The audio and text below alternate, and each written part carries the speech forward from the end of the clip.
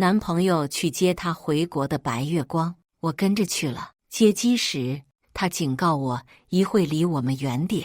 我指了指出口，挑衅一笑：“真巧，我白月光也回国。”大家好，开始今天的分享之前，希望你能给人间烟火点个订阅，我将会分享更多优质的内容。不顾唐哲诧异的眼神，我向出口处熟悉的身影走去。还没走出2步，他就将我拉回来：“苏回，你可没告诉我你还有个白月光。”我嘲讽一笑：“哦，是吗？我们什么关系？我需要告诉你什么关系？”唐哲手下一个用力，疼得我眉心一皱：“我是你男朋友。”苏回。朝我走来的陈寻闻言身躯一顿，见我看向他，唐哲满脸怒意，却在下一秒迅速松了手。我还没反应过来，却瞧见了跟在陈寻后面的黎烟。他将手里的行李箱递给了唐哲，语气温柔道：“好久不见。”看着相拥的2人，我嗤笑了一声。原来让唐哲牵肠挂肚的人就是黎烟啊。陈寻没说话，只是走到我身边，默默看着我。我叹了一口气，轻轻抱住了他，这才听见他喊了一声姐姐。一如2年前，怎么和黎烟一起的？没一起，运气不好撞见了。我笑了笑，正想拉着他走时，唐哲叫住了我：“苏回，不介绍一下？没必要。”话一出，黎烟也变了脸色，他踩着高跟鞋走到我面前，坦然伸出手：“苏回，好久不见。”只是他那眼神明显是看向陈寻的。我沉了脸色，语气不善：“滚远点，看见你就烦。”黎烟的笑容僵在了嘴角，身躯都跟着晃了晃。唐哲见状，将他轻搂在了怀里：“苏回，你有病啊？发什么疯？原来你和黎烟认识，你这什么态度？”陈寻想说话，被我阻止了。“唐哲，原来你喜欢了3年的白月光就是黎烟啊？那你知不知道你这白月光是个小偷呢？偷走了别人的设计，一战成名，风光无限呢。”唐哲难以置信地瞪大了眼睛，神色莫测，却依旧为黎烟辩护：“你在胡说什么？我不屑道他什么货色，值得我说谎？在你之前他可是对……”黎烟尖叫着打断了我：“苏回，你闭嘴！”边说边要上前来抓我。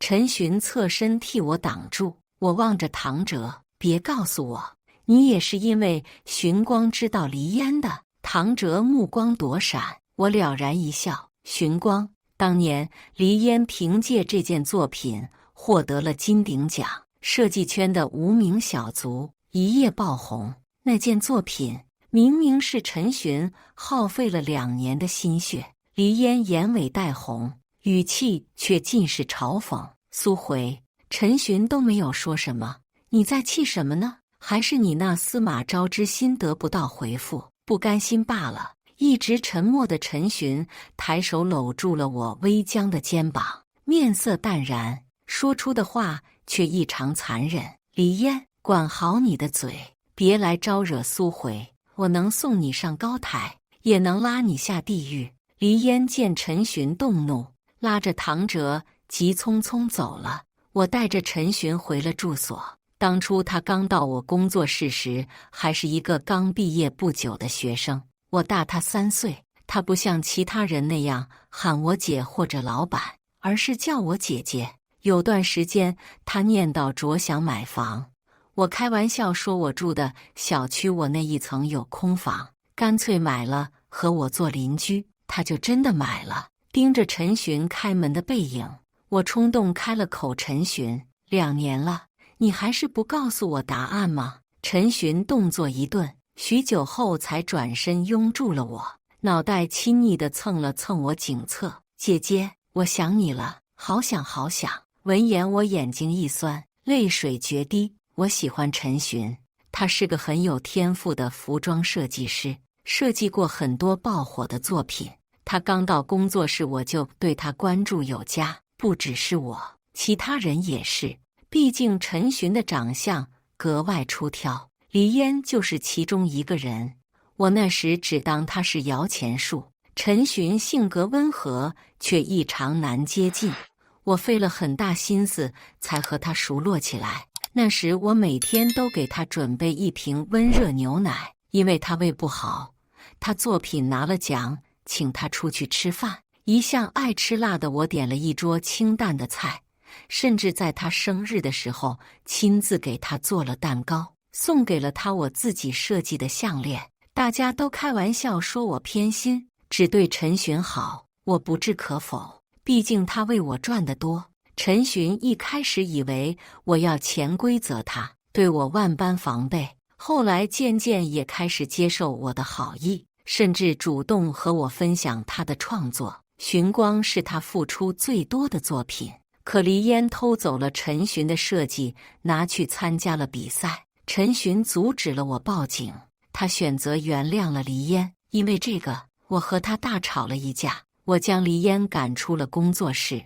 他走的那天，轻蔑地看着我苏回：“你为陈寻付出这么多，可他根本就不喜欢你。”陈寻那段时间寡言少语，瘦得骨头凸起，我看得心疼，也知道自己的确动了心。我向他告了白，我说：“陈寻，我好像真的喜欢上你了。”陈寻只是笑，眼里闪着我看不清的情绪。他揉着我的头发说：“姐姐，告白这种事怎么能让你来呢？我等了很久，却等来了他要出国的消息。姐姐，吃饭了。”陈寻的声音将我拉回了现实。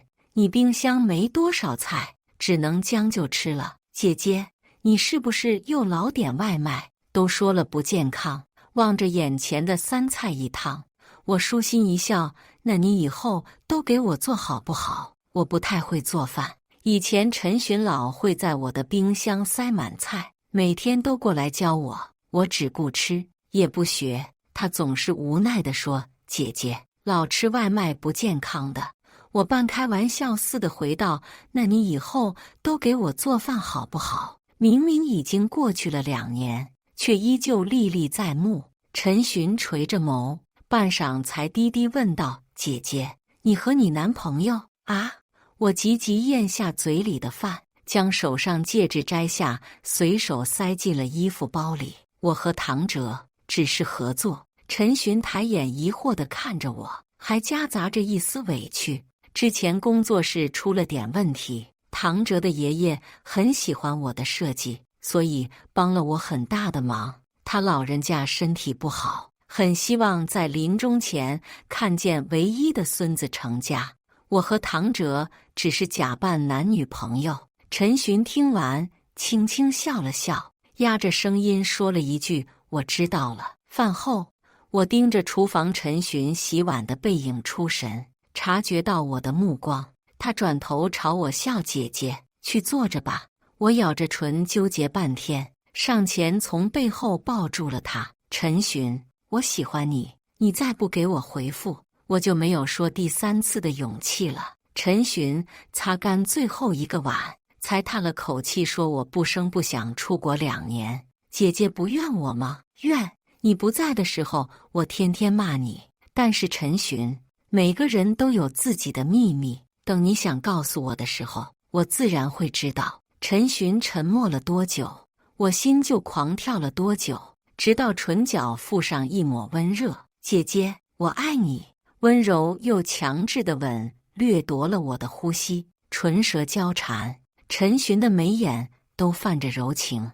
我无力地攀着他的脖颈，将他的五官一笔一画刻进了心里。意识模糊间，我听见陈寻低低呢喃：“姐姐，就让我自私一次吧。”陈寻拒绝了，再回到我的工作室。他说他想做一个自由设计师，虽然有些意外，我还是尊重了他的想法。后来我发现他这个决定简直是为我考虑的。他不仅将我照顾得很好，甚至把我的家里都打理得井井有条。我调侃他：“你以后是想要做家庭主男吗？”此话一出，我们俩都变了神色。我暗自纠结自己是不是太不矜持了，八字还没一撇呢，就想到了结婚。陈寻有些微怔，笑意都僵在嘴角，纵使心底涌起一阵酸涩，我还是打趣说我开玩笑的。陈寻，别害怕，可以呀，我可以当姐姐的贤内助。陈寻认真地看着我，眉眼都染上一丝红。我以为他在害羞，我们相视一笑，连空气中都带了几分甜。和他相处的日子太过浓情蜜意，以至于接到唐哲电话时，我还有些愣神。唐哲对我单方面的毁约怒不可遏，手机里传来他的咆哮声：“苏回！”我不同意。陈寻靠在我的怀里，我摸着他软糯糯的头发，满足地应了一声。电话那头，唐哲声音一顿，呼吸重的几乎快穿透我的耳膜。苏回，现在是白天，白日宣淫，你要不要脸？陈寻环着我的腰，笑得肩背耸动，声音不大不小，刚好唐哲能听见。唐哲，你找到我的时候，我就说过，这场交易我有随时喊停的权利。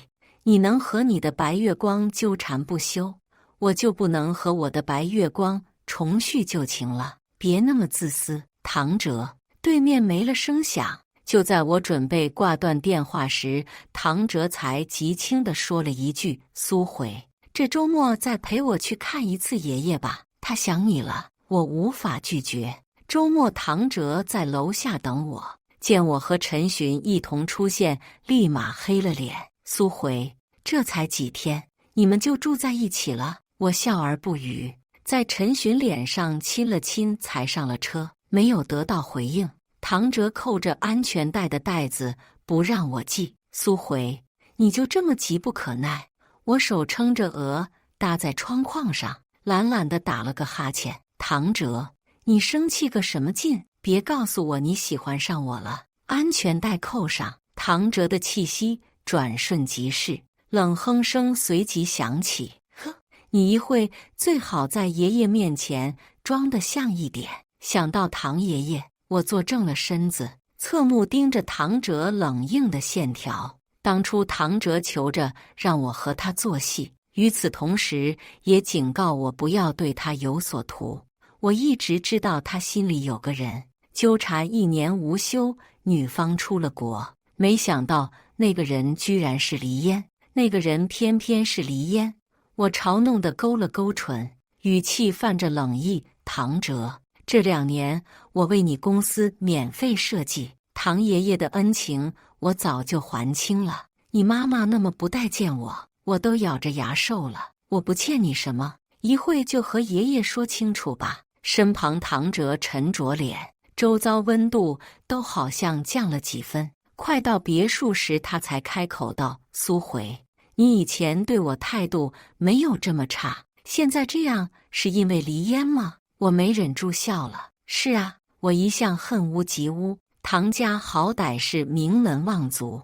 我上下打量了唐哲一番，继续说道：“你却是个眼瞎的。”唐哲无视我语气里的嘲笑，铁青着脸拉着我，彼此，不知道谁眼瞎呢。我抽回手，语气淡漠：“以后管好你的女人，再来招惹我们，别怪我不客气。”哟，苏回，摆着个脸给谁看呢？仗着有人喜欢，架子大得很呢。尖锐的声音由远及近，我无声地翻了个白眼。唐哲妈妈穿着一条白色礼裙，一看就是要出去聚会。妈，唐哲杵在我旁边，毕恭毕敬，余光扫着我。我扯了个笑容，喊了声：“苏姨，警告你，对我儿子客气点。”还没进门呢，是可忍孰不可忍。我拢了拢脖间的头发，笑得礼貌又疏离。苏姨，你放心，我不会成为你儿媳妇的。我瞟了一眼唐哲已经怒红的脸，丝毫不留情面，继续说：“唐哲已经和他的白月光在一起了，亲自去机场接的呢，被我撞见了。黎烟，鼎鼎有名的大设计师。苏姨，你说巧不巧？他曾经还是我工作室的一个小员工呢。”唐哲猛地擒住我手腕，让我闭嘴。苏姨一脸震惊地看向唐哲，将手里的包砸在他身上。你又和他搞在一起了？我挑了挑眉，看来唐哲早就带黎烟见过家人了。话说黎烟对陈寻死缠烂打的时候，不会已经攀上唐哲了吧？我想了想，一阵恶寒，不顾唐哲要杀人的目光，我还是说完了最后一句话：苏姨，以后要设计衣服也别找我了，你反正看不上，去找你的儿媳妇吧。她肯定乐意至极。我意味深长地看了一眼苏姨一眼，她立刻扯了扯身上的裙子，怒骂道：苏回，你以为我稀罕？不稀罕，不稀罕，还隔三差五让唐哲脱话。他这2年参加聚会的裙子哪个不是我设计的？面对其他太太的眼红，他也只会高傲地回一句：这是苏回该做的。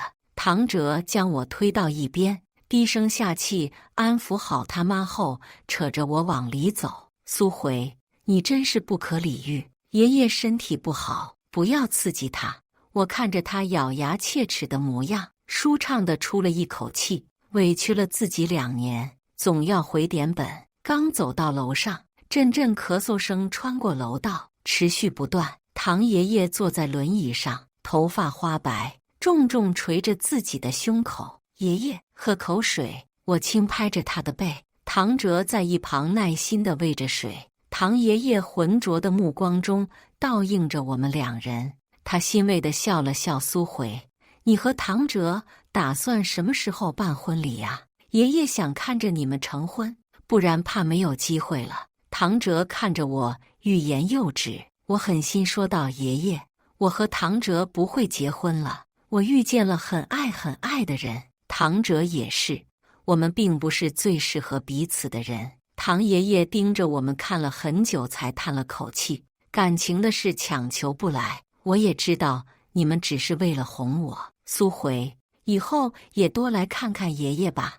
我握着他的手，轻轻说了句：爷爷会长命百岁的。走的时候，我注视了唐爷爷的背影很久。他有2个儿子，一个死在了战场上，还有一个就是唐哲的爸爸，但是与他并不亲近。妻子早逝，偌大的家里只有唐哲愿意听他讲话。苏回，你真狠心。唐哲站在我身旁，双眼发红，语气都沾染着恨意。唐哲，我要是和你结了婚，那才是真的狠心。2个不爱的人互相纠缠，最终伤害的也是我们自己。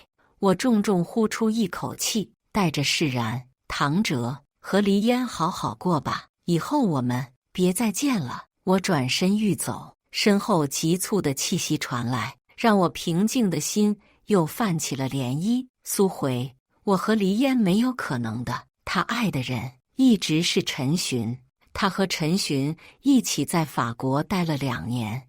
我难以置信地盯着唐哲，他苦涩地朝我一笑。我揪着他的衣领，让他别乱说话，他却一字一句地对我说：苏回，黎烟亲口告诉我的。我不信他，我只信陈寻。面对着唐哲盛怒的脸，我固执地摇了摇头。回到家时，陈寻已经做好了晚饭。见我进门，他拿了拖鞋，半跪着替我穿上。姐姐脚好凉，边说还替我捂了捂。望着他漆黑的发顶，我没好气地瞪了瞪。陈寻，现在30度。陈寻抬头看了我一眼，又低头继续给我穿鞋。所以姐姐的脚为什么这么凉呢？想到唐哲的话，我委屈地开口：被气的。陈寻，被你气的。陈寻动作一顿，直起身将我抱在怀里吻了吻。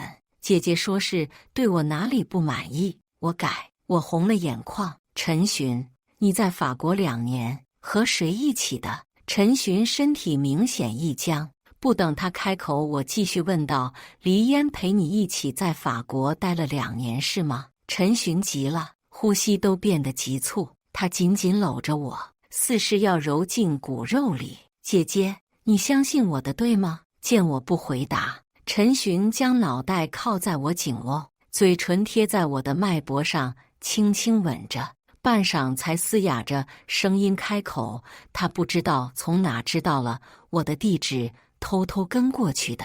我让他走，他不走。姐姐，我和他没有什么关系，我也不可能会和他在一起。”想到黎烟对陈寻做的事，我不疑有他。毕竟他曾经就对陈寻纠缠，还偷走了他的设计。可陈寻的话让我觉得不安。陈寻为什么要出国？为什么什么都不告诉我？怀里的人只是在我颈侧啃噬舔咬着，灼热的气息刺激得我发疼。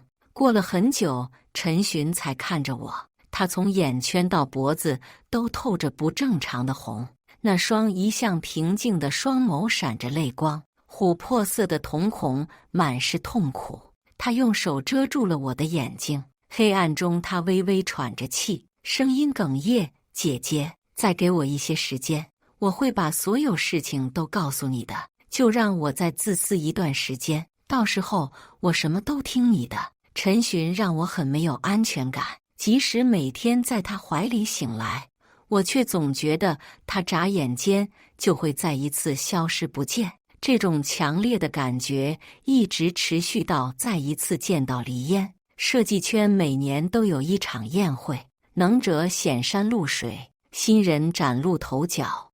我挽着陈寻的手臂，盯着远处从容交际的黎烟。他注意到了我的视线，远远朝我举了杯，那含笑的眼睛充满了意味深长。黎烟作为代表发言，上台前他莫名地问了陈寻一句：“你和他在一起了？”陈寻气息敛了几分，眼神难以捉摸。我看着他们之间的对峙，指甲掐着手心。黎烟拿着话筒，落落大方，有幸在此发言。寻光是我最得意的作品，我为他倾注了一切，祝愿大家也能设计出代表作。黎烟莞尔一笑，找到意中人。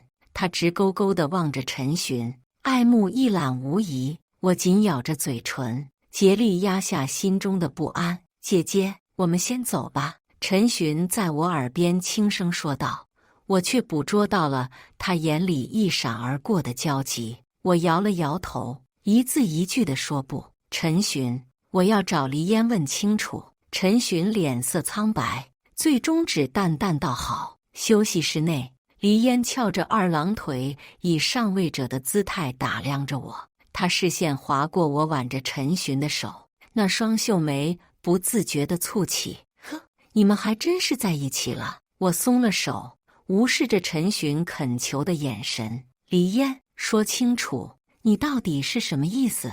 黎烟闻言故作惊讶：“陈寻什么都没有和你说吗？”他望着紧握着拳的陈寻，意味不明地笑了笑。“陈寻，苏回在问我呢。”“滚！”陈寻薄唇轻启，仅一个字就让黎烟红了眼。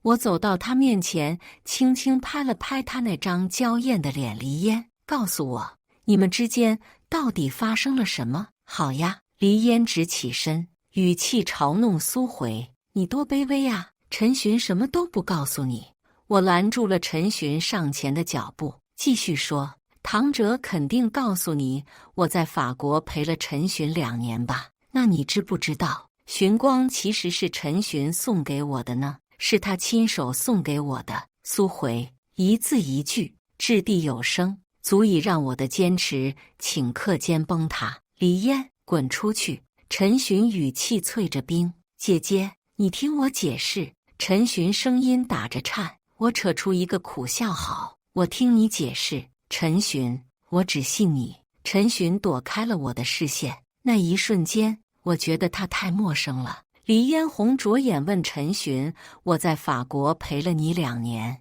你就没有一点感动吗？”“从未。”短短2字，尽显薄凉。黎烟笑得痴狂，指着我说：“好，那你敢把真相告诉苏回吗？”“陈寻，你不敢的，你太爱他了。”我闭了闭眼，心道：怎么可能呢？他要是爱我，就不会连你知道的事情都瞒着我。“陈寻，寻光是你给黎烟的吗？”陈寻不答，纤长的结遮住了双眸，只是那微颤的双手显示出了主人的不安。良久后，他点了点头。我笑了，泪水混着悔意一起翻涌。寻光是他的作品，给谁是他的自由。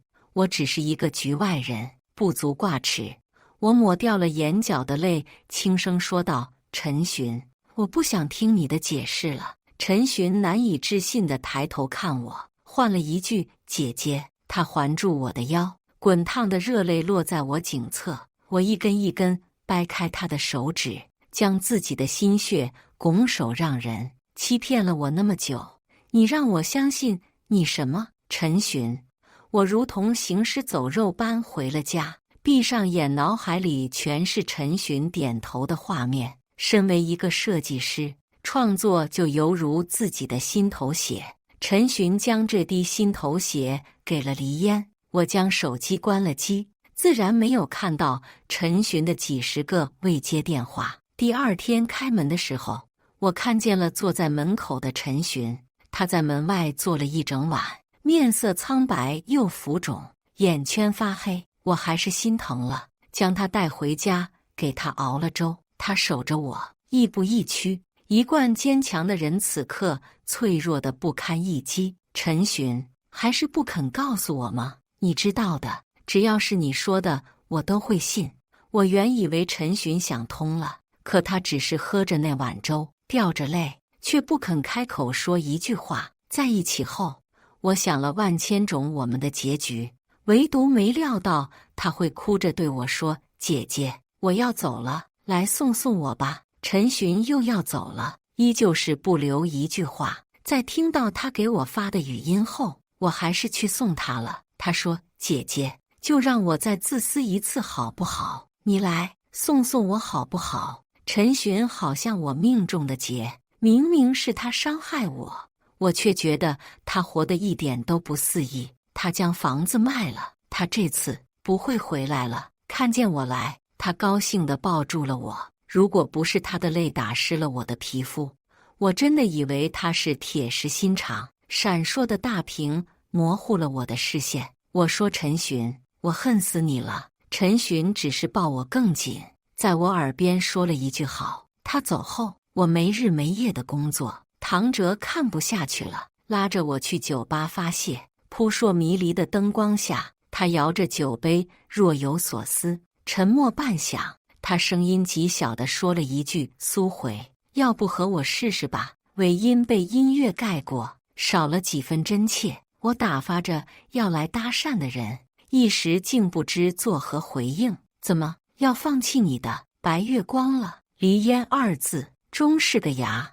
我们俩都盯着远处热舞的人，灯红酒绿中，莫名多了几分惺惺相惜。相视一笑后，他说：“说真的，我俩凑合得了，婚后各玩各的，也算是给爷爷一个交代。浪子终究是浪子啊。”我不作声。唐哲见状也识趣不再提。遇见陈寻后，我也向往过婚姻。我想每一个人在遇到心动的那个人时，都会幻想与他的未来。最好的结局也莫过于他的未来规划里有你。然而陈寻的计划里没有我，未来嫁给他的人也不会是我。我闭眼掩着泪，轻声说道：“婚纱是梦想，而婚姻太沉重。唐哲，你我都承担不起。”送我到家后，唐哲又摇下了车窗，叫住了快要上楼的我：“苏回，我没开玩笑，我们可以试着在一起的。你总要忘记他的，不是吗？”他是谁？不言而喻。晚风吹起唐哲的头发，我看不清他的眼睛，只当他在说笑。我笑着向他摆了摆手，转身上楼。身后那道目光久久未离开。那次见面后，唐哲又频繁地出现在我生活中，进退有度，让我难以招架。很多时候我想，要不就试试吧，可能一辈子也遇不见其他人了呢。可百转千回间，我还是会想到陈寻，想到他离开时哭红的眼睛。我能感受到他是爱我的，可他永远不愿意对我打开他尘封的内心。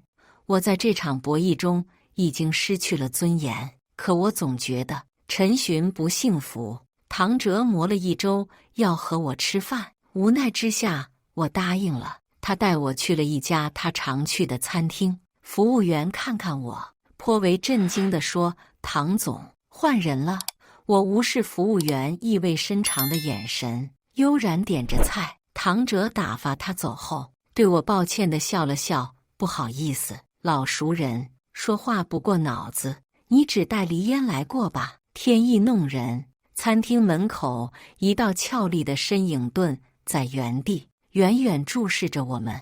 唐哲闻言，迟钝地点了点头，放在餐桌上的手不自觉捏起。我一直想不通唐哲为什么会爱上梨烟，但现在我又突然明白了，爱一个人不会究其缘由，恰如我爱陈寻。唐哲，我不会和一个心里藏着其他人的人在一起，你也一样。那顿饭异常沉默，却让我心头一松。我想，以后大抵是不会再见这两人了。直到梨烟再一次找上我，我才暗叹，真是命运弄人。在家门口见到梨烟时，我很震惊，不是惊讶于他怎么知道我住哪，而是惊讶于他怎么会来找我。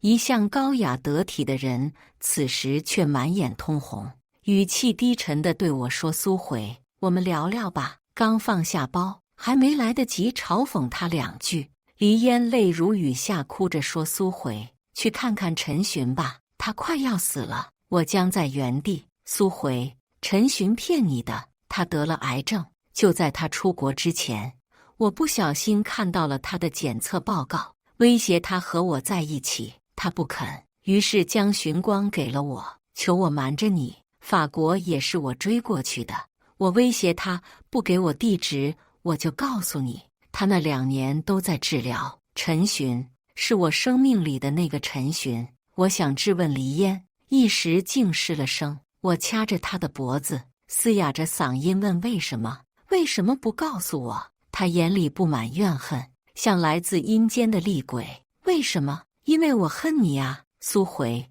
我在法国陪了他2年，结果他身体好转之后，第一件事就是回国找你。他贪念着和你在一起的每一天，结果你就这么对他。他甚至都不让你知道真相，怕你自责，他宁愿让你恨他。他多爱你啊，苏回。梨烟甩开了我渐渐无力的手，扯着我的头发，狠狠扇了我一巴掌。宴会那天你走后，他就进了医院，我一直陪着他，结果他醒来就要去找你。他活不了多久了，他这次走了，就是真的永远回不来了。你后悔吗，苏回？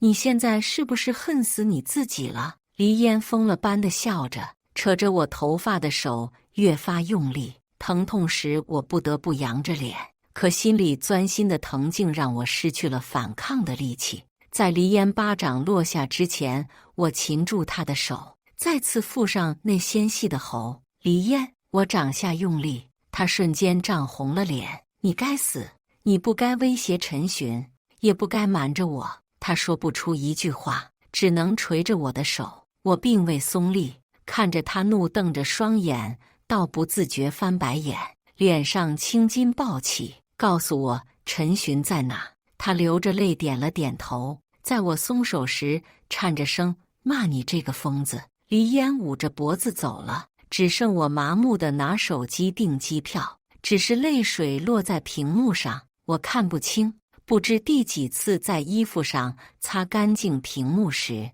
我才用颤抖的手订好了去法国的机票。我抱着手机大哭，直到嗓子无声，甚至咳出血痰。陈寻，你等等我，我来找你了。我找到陈寻的时候，他躺在病床上，剃光了头，面色苍白，脸颊凹陷。医院的人问我是不是他的家属，因为他说他没有家人。咨询台边，我流着眼，说不出一句话。陈寻没有家人，他只有我。见到我，陈寻并不高兴，甚至都不愿看我一眼。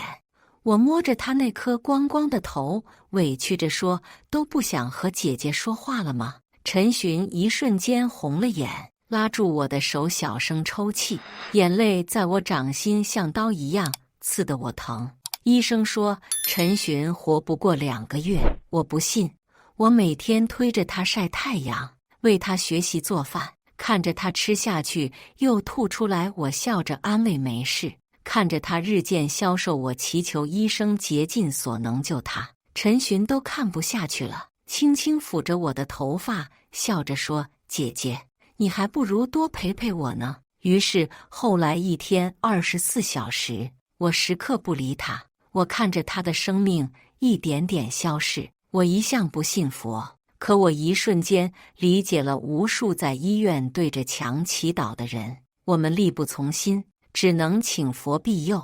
我每天都祈求菩萨能救救我的陈寻，我愿以自己的寿命交换。兴许是菩萨听到了我的祷告，陈寻的身体有了好转。虽然医生说癌细胞已经扩散，陈寻终究会离开，可我仍固执地不相信。找到陈寻后，我从来没有提到过之前。他先忍不住了，在我推他散步时说：“姐姐都知道了，是黎烟告诉你的。”那小心翼翼的模样让我鼻子一酸。我俯身吻了吻他，说：“都过去了，陈寻，我们不要错过彼此了，好不好？”陈寻笑了，是我到这里之后见到他最开怀的笑。只是没一会，他抱着头低下身去，身躯微微颤抖。陈寻，我压抑着自己的哭声，却听见他说：“姐姐，对不起，姐姐，我好想活着呀！老天爷为什么对我这么残忍？”呜咽的哭声像刀子一样刺在我心脏，让我不能再呼吸。陈寻拉过我的手，将脸放在上面，那张俊俏的脸此刻却再也不见最初的光芒。苏回，我爱你，我很想要娶你，下辈子你等着我来娶你好不好？我咬着唇，泪眼朦胧，微笑着点了头。菩萨还是没有怜悯我。陈寻走了，我在收拾他东西时，一个护士给我一幅画，是陈寻画的。他说他走之后让我交给你。我只看了一眼就崩溃大哭。护士有些哽咽，他那2年每次疼得受不了的时候，就逼着自己画。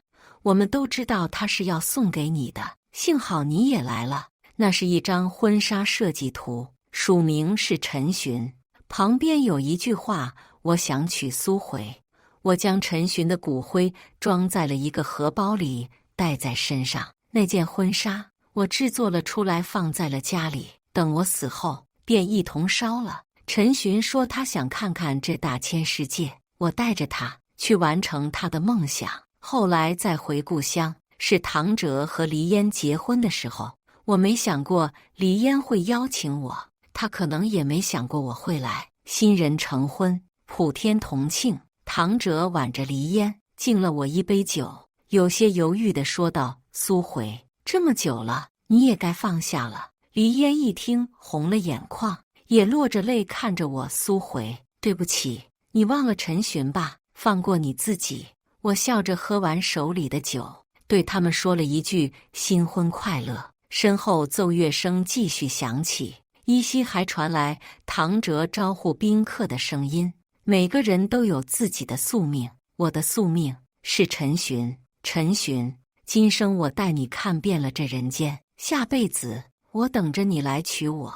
以上就是今天分享的故事，大家有什么想说的、想吐槽的，欢迎在下方评论交流，也更希望能给人间烟火点个订阅，我将会分享更多优质的故事内容。